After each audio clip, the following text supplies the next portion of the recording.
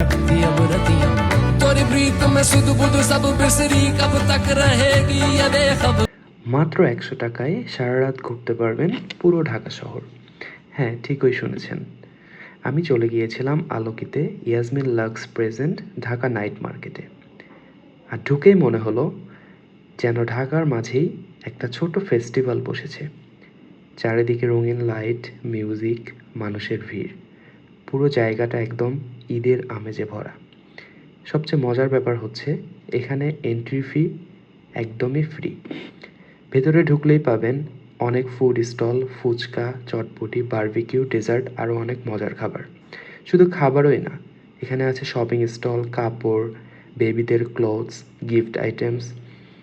So বন্ধুদের সাথে ঘুরতে, ছবি তুলতে বা রাতের ঢাকার অন্যরকম একটা ভাইব নিতে এই জায়গাটা একদমই পারফেক্ট।